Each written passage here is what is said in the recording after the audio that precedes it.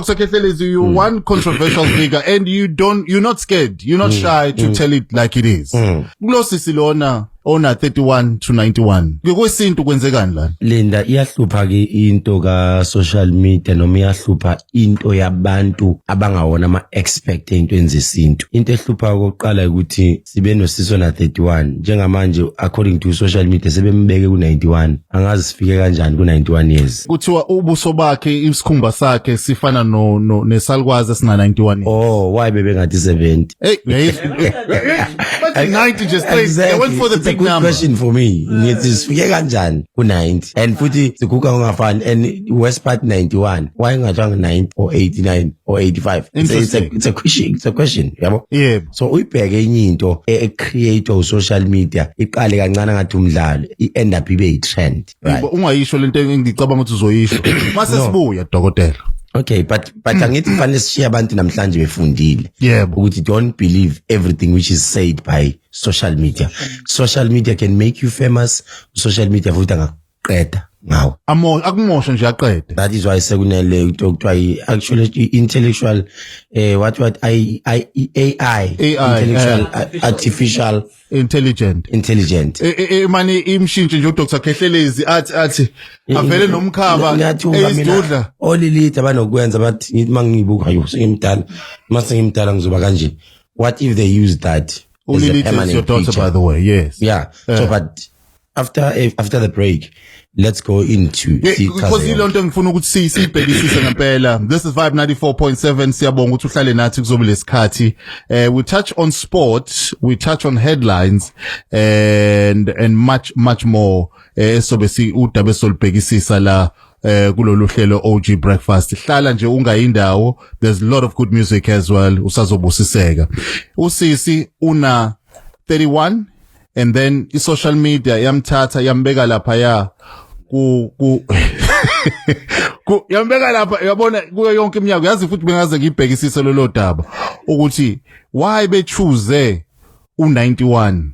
Ay kodwa ke mase sibuye, we'll talk more about that. It's time for news headlines.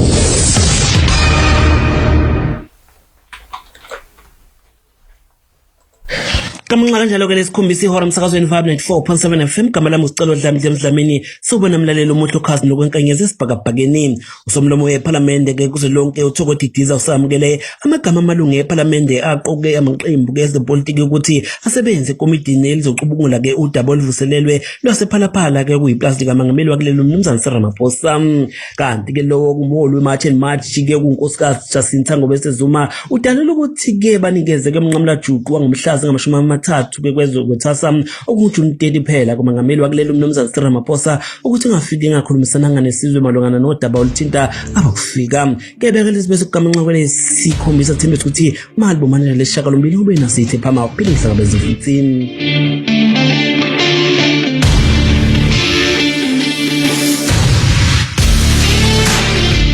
It's 7:30 for Vibe FM Sports. I'm Sibani, your sport wave.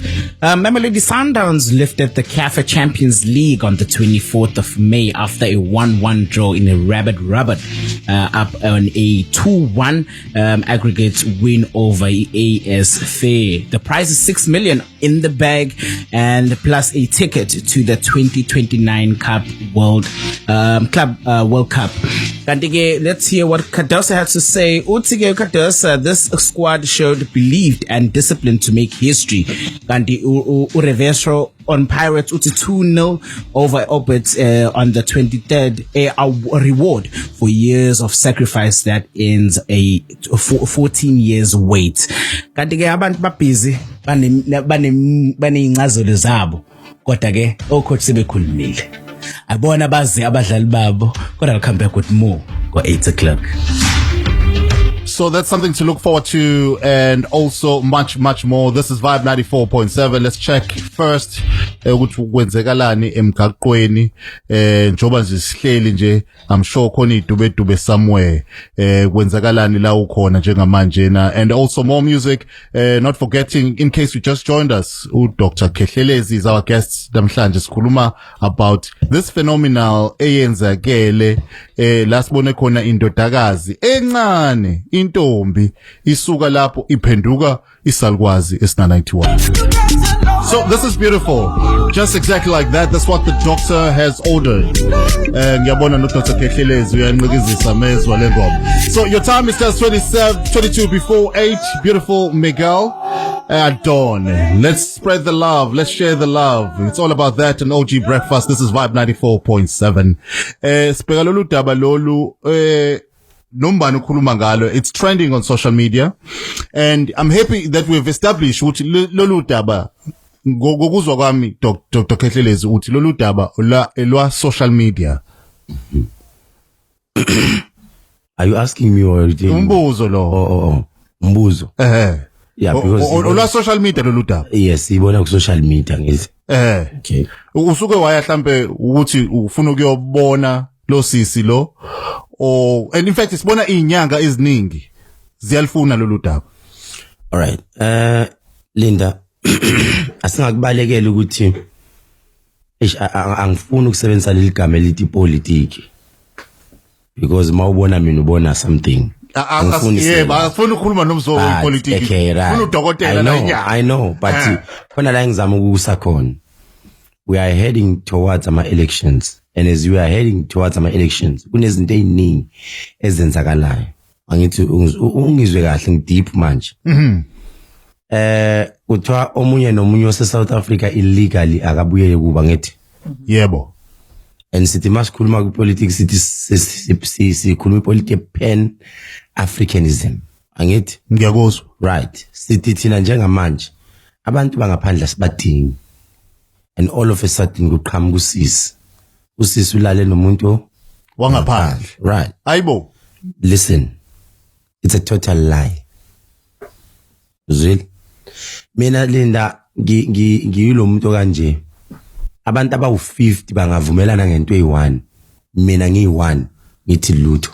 Hayi kahle ayikho leyo nto. I still say abantu abase South Africa illegally abahambe, but bangaqanjelwa manga. Uzwile? Ngiyakuzwa. Abantu abase South Africa, they must go back to their country. Abase South Africa illegally, illegally they must go. But akungabi phela namanga khona. Lwasisa kalalanga nomuntu angaphandle. Ayikho lento. Asiqhubeke futhi siye phambili ngichaza. Sisaba ngibamba ngezantsi manje. Okay. Right, listen. Ngizokunpackela yona. Ngimlaphile mina umuntu ofana nalwasisa. Unfortunately Linda, ama clients wami as esikolweni ngi-understand into eyi1. I-privacy ye client lami. Angimshuthi umuntu osesikolweni. Angikhulumi ngomuntu osesikolweni. Up unless yena khulume. It's either ukhuluma kahle noma ukhuluma kabi. I don't comment to that because beyenzeka siyi2 esikolweni. Uzwe? Ngiphinde. Doctor,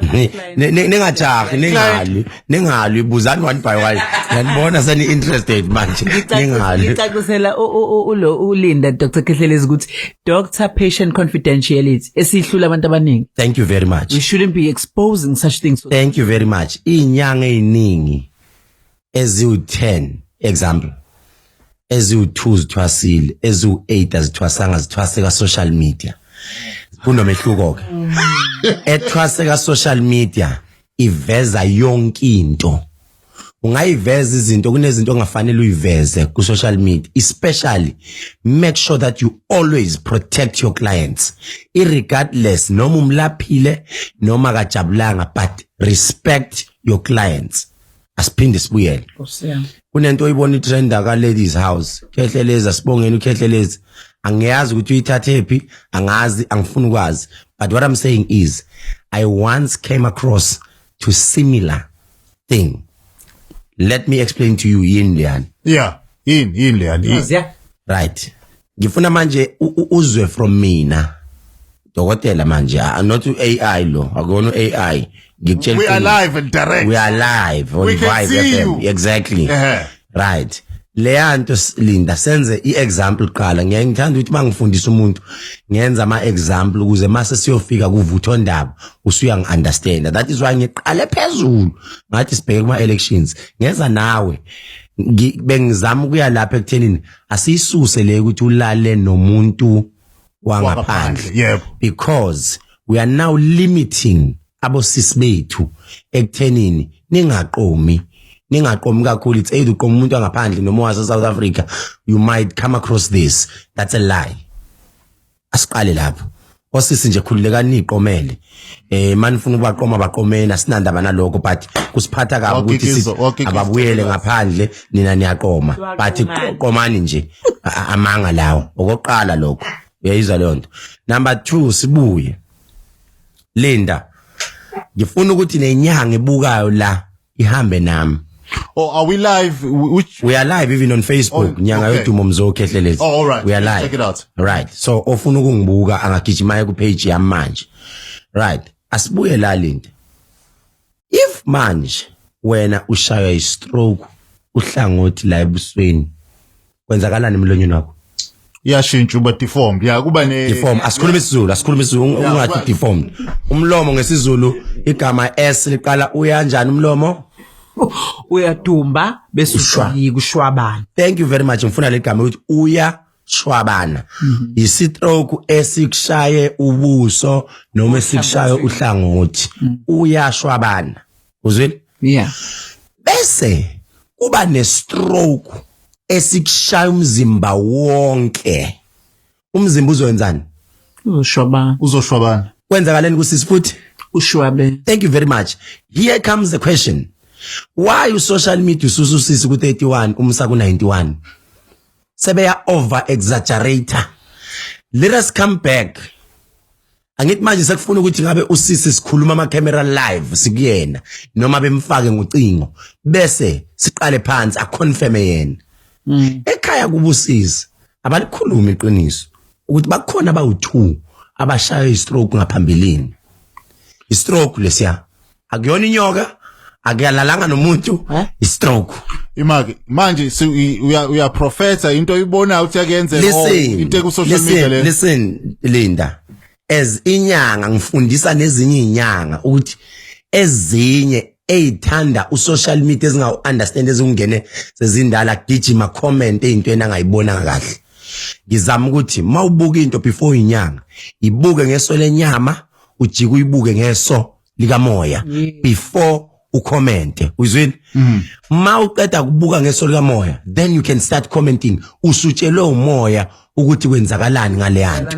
Mina ngithi kuwe le yanto akalalanga nomuntu, isifo se-stroke esimkhondeme umzimba wonke bayiyekile. Bese here comes the question.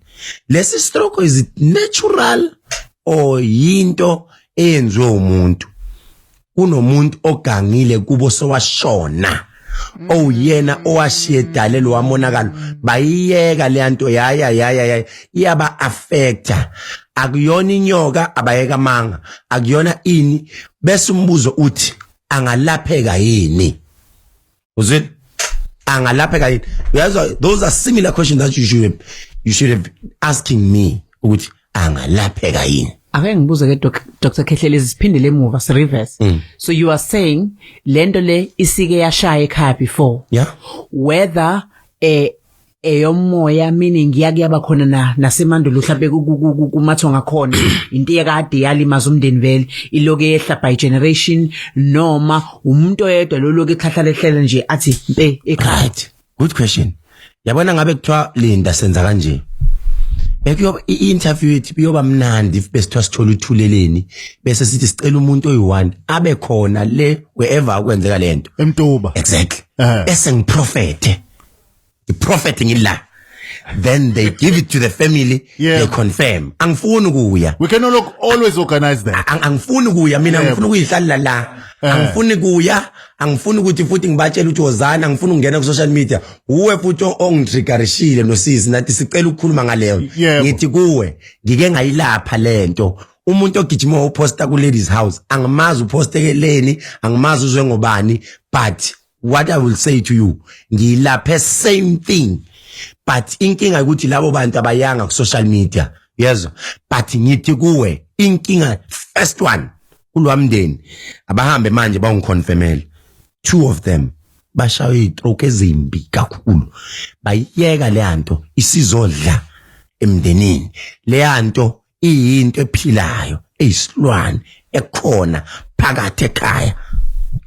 Okushuthi ke uDr Khehlelezi uthi egcekeni uma lento mingafika ivalwe ebese kulashwa lo saphila ngomhlawumbe laba abanye mhlamba basaphili mhlambe futhi nabo baphila bayifihlile yena uvelile imingafika ivalwe egcekeni kulashwe lo sekungawuvala komkhokha kwento. Uyabona njengamanje into engafanele yenzeke Linda.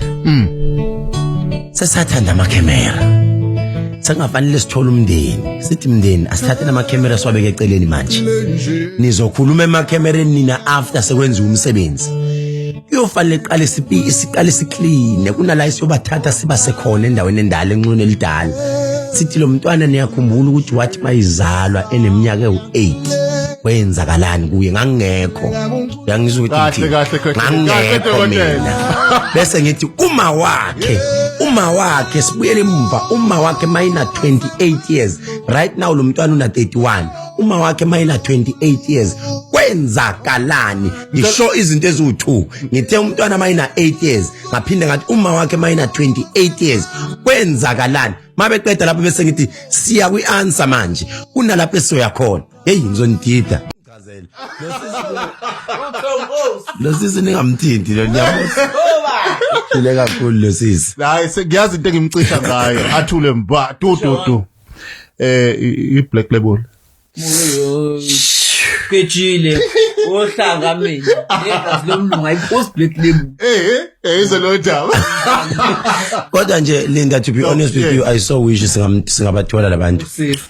Mina uyatatazela kuyi. Ya ngiyabona bayazama ukumthola and makungathwa kuyenzeka kutholakale ngajabula kakhulu because izosilekelela leyanto ngitshela izosilekelela kakhulu because angifuni mina Linda ukuthi ngiyofika hayi angifuni ngiyofika but ngifuna ukuzenzele into yami ngila angifuni ukuyofika angifuni ukucomenta angifuni ukwenzani but I guess ukuthi lo owenzile lapha ku Facebook naye uyawazi amagalelo wami uyayazi into engayenza uyasazi simanga. Then the question is wakuthatha isikhathi singakanani Khehlelezi ukulapha umuntu who had a similar thing.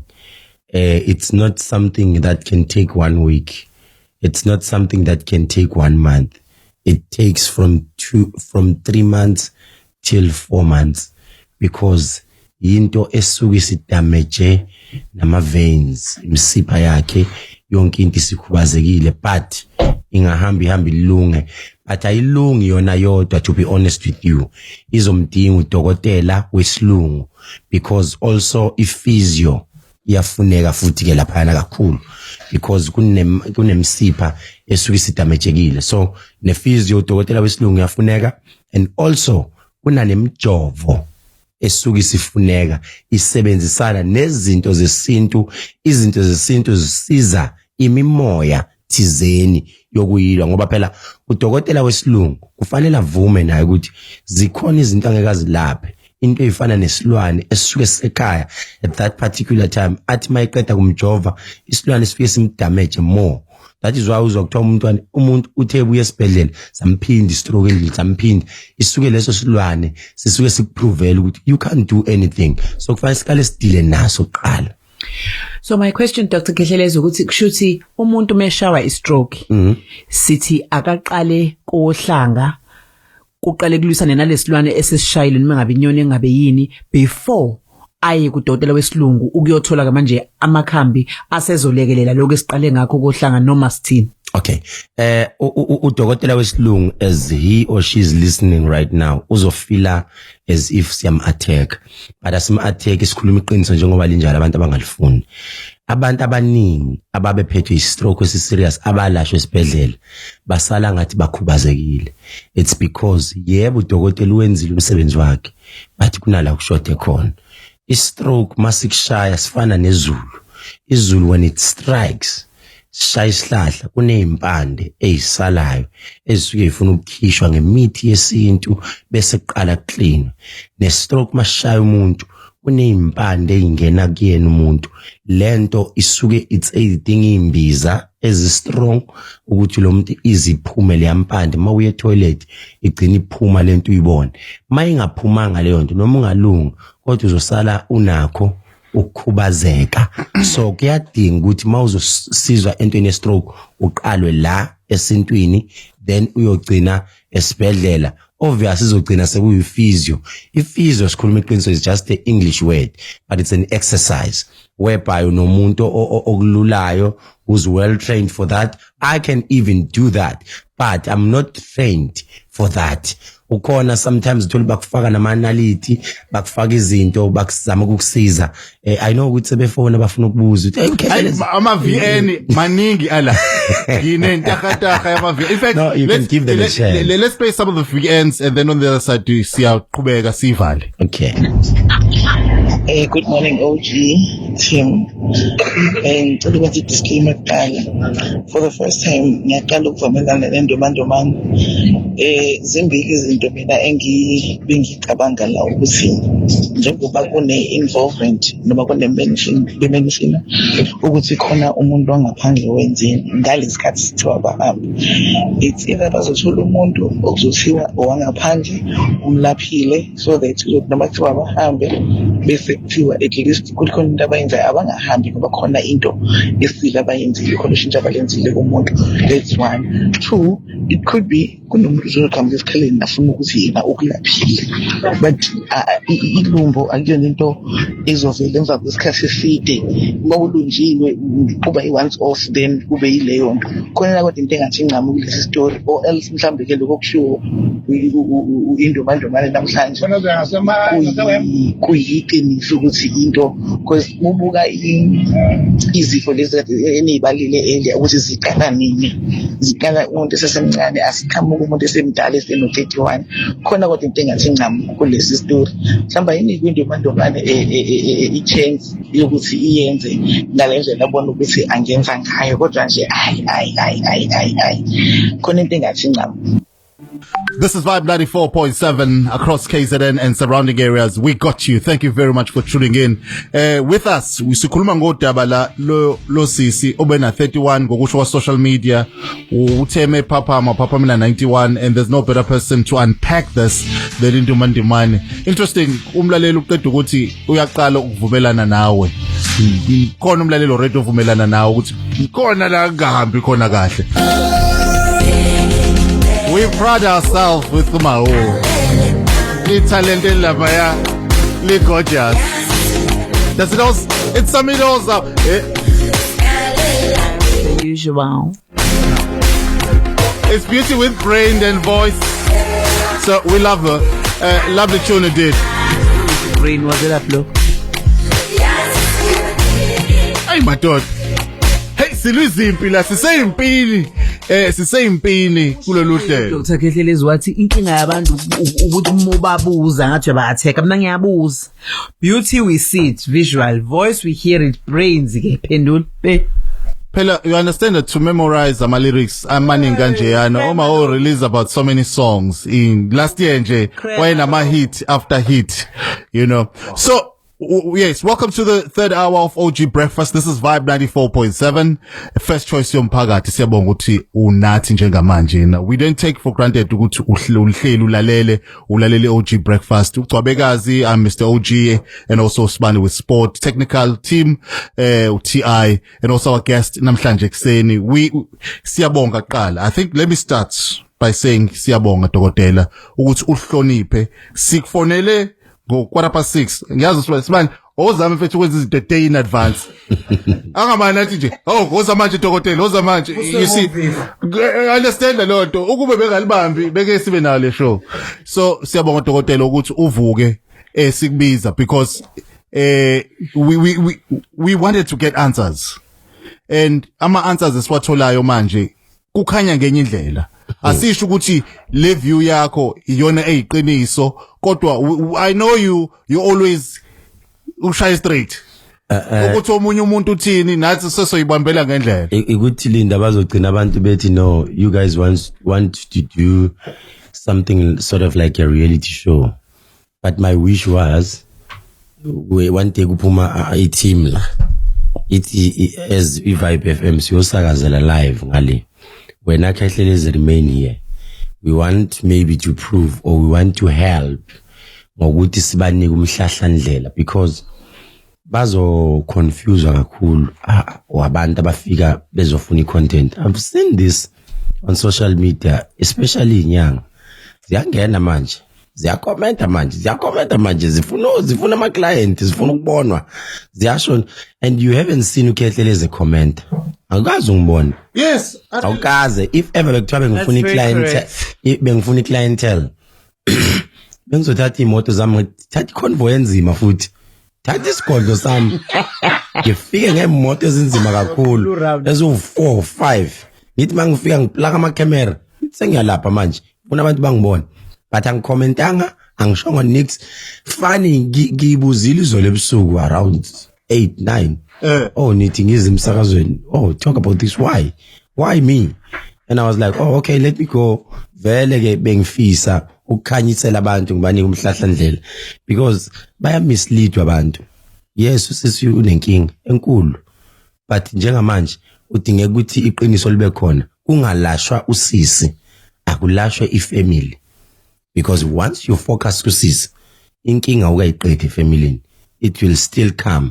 Then the last question that I have is lwasisi leyanto ayimphathanga last week why izovela manje? Ngiphinde Linda lo asisi leyanto ayimphathanga ngoba kufika uthuleleni last week leyanto inesikhathi.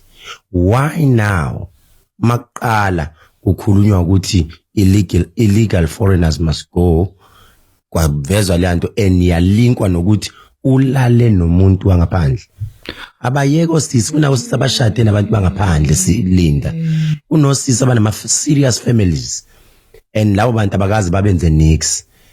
Yes ba wrong bahambe vele baqinisile but what about lo muntu one family nomuntu wangaphandla that they've been staying together for more than 30 years and akamosha akenzi lutho kuthiwani manje babuka kanjani?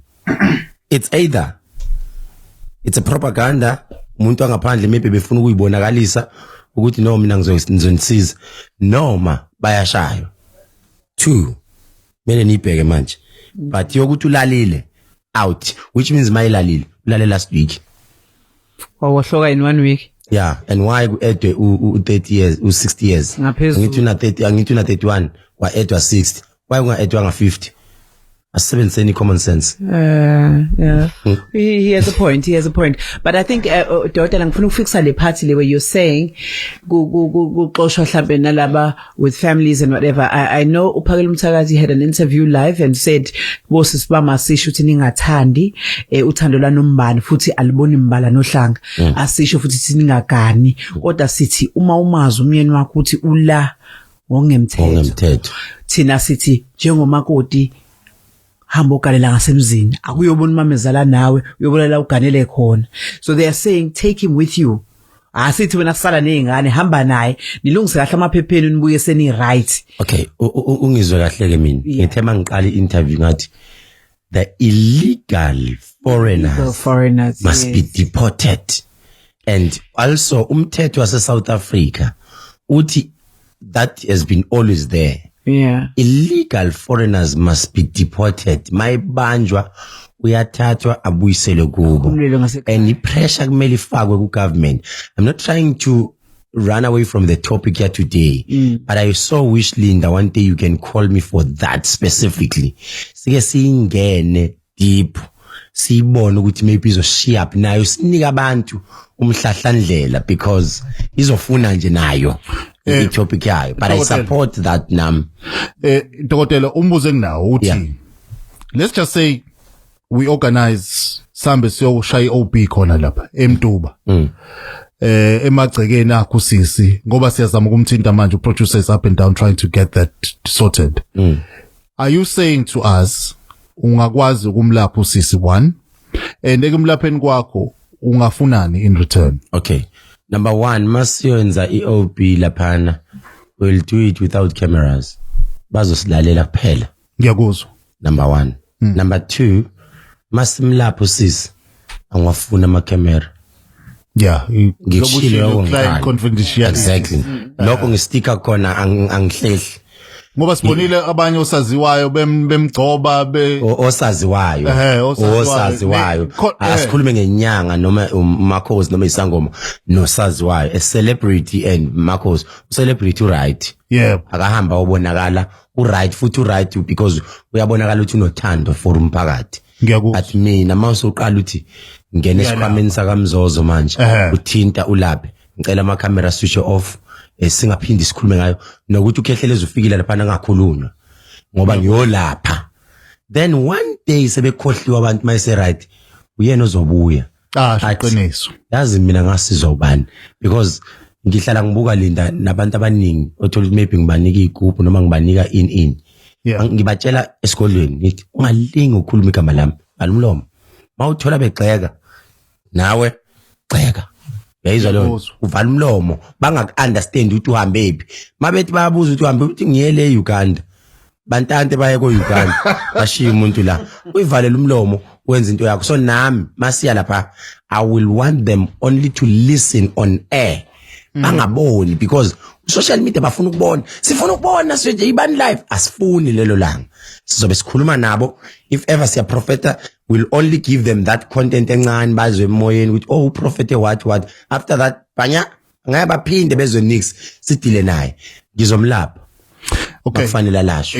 The time is up now, Doc. What will be your last word kumlaleli nomunye onaso lesisifo mhlambe naye usezothola ithuba lokuvela and usesiyabona nezinyanga ziningi manje zigcwele ku social media zithi hey ngayilapha mina lento ziqhamuka from Zim, abanye baqhamuka from Uganda, abanye baqhamuka from Mozambique.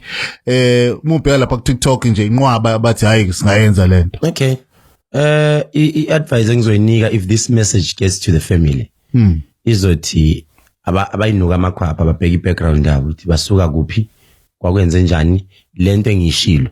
I so wish ukuthi bangayithola le video mabeqeda lapho wonke umuntu obuyayo bamcela ukuthi siyabonga ukuthi ufikile, sicela uswitch off ifone yakho, switch off ama camera yonke into and then siqhubeke sisebenze. And also asinamali ngeke sikwazi ukuthi ahambe yonke into yenza uzenzela la ekhaya kodwa ifone akabe off ungasirecord ungenzi lutho siyacela sihluphekile. Maybe ukhona umhlahlandlela. And the last thing is singayikholwa yonke into eku social media. Ngizoyiphinda ningayikholwa yonke into eku social media. And content creators, be careful on izinto enizishoyo. Kunezinto eziyochitha imishado abantwana basale benganabo baba basale benganabo mama just because wakhuluma into encane uthi wena wenza content yawuchitha umuzi. Kunabantu ade bezoshada next week noma kade bezoshada next month bathe mabebona lento bezwa leli gama bathi ngeke ngisashada nalo ngoba nina nesifo sokugugisana. So be careful izinto enizishoyo ningaboshwa noma yini nani izinyanga hloniphani umsebenzi wesintu ningasho noma yini. And also bear in mind angiyizelanga la ngicela uVibe FM wathi uVibe FM sicela ukuzozwa uvo lwakho ukhehlelezi. Ngendisiyabonga ngalokho. Exactly, I don't comment entweni ezinje. That is why abanye bathi hawo awusabonakala ubusy nepolitics. Yes ngithi ngibusy nawo ngiyalapha esigodlweni but angibashuthi abantu. Ngenza sure ukuthi umuntu mayifika esigodlweni ngiyamprotecta ngayo yonke indlela despite izimpi zethu za social media but ngeke ulibone iclient lami livela ku social media. In fact ngelinye ilanga siyokhuluma ngezimpi when we want controversy zakho nezinye inyaka okwamanje siya lapha. Inamba yami Linda. Yeah, please. Abantu abafuna ukhehlelezi 071 130 78 08 noma uthi 072 1234 976. Facebook nyanga yethu momzo besi live njengamanje. Bangamba still. Yeah, we are still live. Bangamba bobuka i video khona lapha noma uTikTok Dr. K503. Bonga Linda.